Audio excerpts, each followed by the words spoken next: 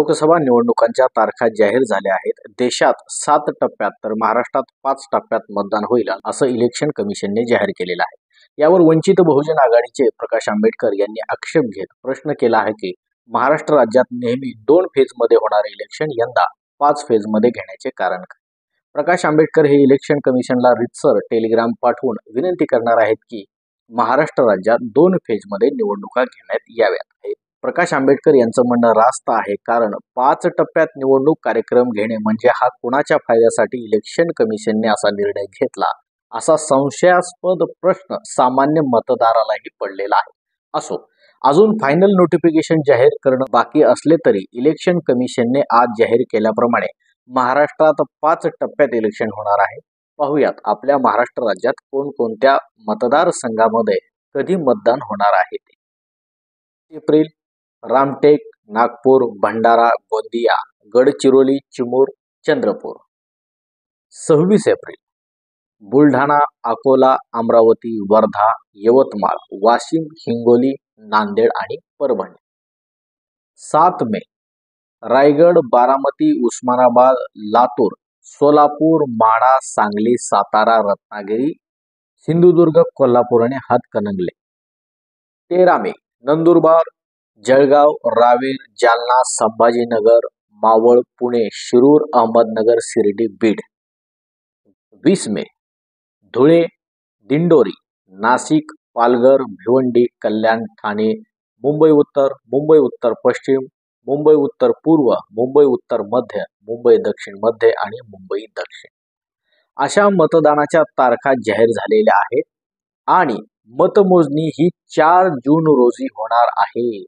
विचार करा, 19 तारखेला सुरू झालेलं मतदान 4 जूनला मतमोजणी होणार आहे, म्हणजे जवळजवळ 1.5 महिन्यांपेक्षा जास्त कालावधी इलेक्शन कमिशन मत मोजायला घेणार आहे।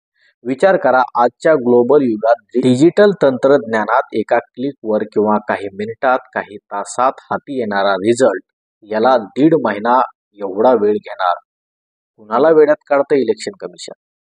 या देशातील नागरिकांना, जे या देशाचे मालक आहेत। मतदान झाले की दुसऱ्या दिवशी शक्य असलेली मतमोजणी जवळजवळ 2 महिन्यांनी होणार।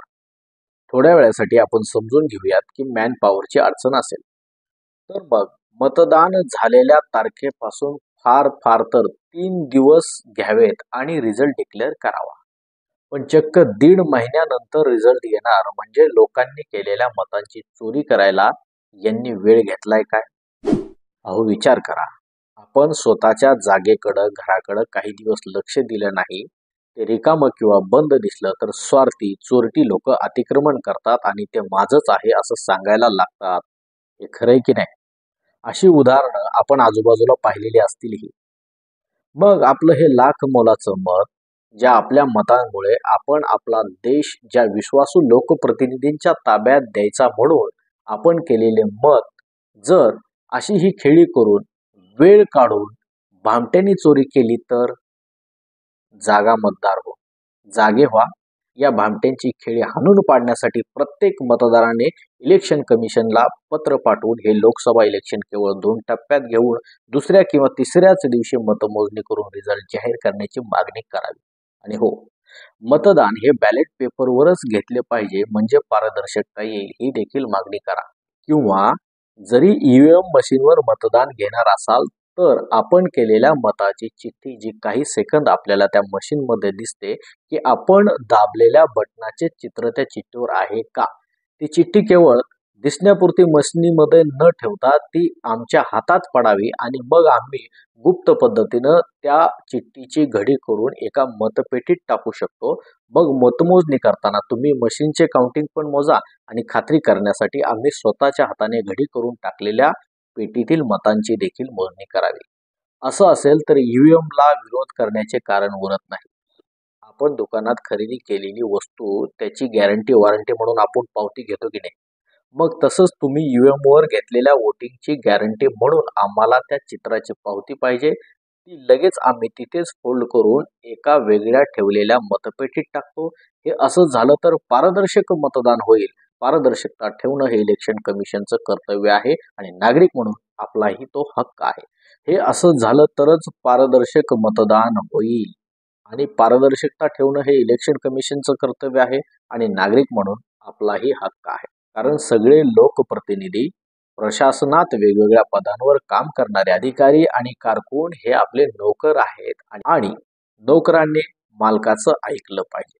डॉक्टर बाबासाहेब आंबेडकर यांनी भारतीय राज्यघटनेनुसार आपल्याला जो मताचा अधिकार दिला आहे, त्या मताच्या अधिकाराने या देशाची मालकी आपल्याला बहाल झाली आहे. पारदर्शक मतदान प्रक्रिया पूर्ण झाली पाहिजे. मालक म्हणून, मतदार म्हणून अशी मागणी करण्याचा आपला तो अधिकार आहे. जागे व्हा, फक्त उघडा डोळे आणि बघा नीट. यावर न थांबता शरीराचे 6 इंद्रिय जागृत ठेवून आपल्या हक्कासाठी एवढं कराच. उचला पाऊल, घ्या हातात पेन आणि इलेक्शन कमिशनला पत्र पाठवा. हे माझं मत जर का तुम्हाला आवडलेलं असेल, नागरिक म्हणून आपल्या हक्काच्या घडामोडी जाणून घेण्यासाठी सबस्क्राईब करा. सांगावा, पाहत रहा, सांगावा.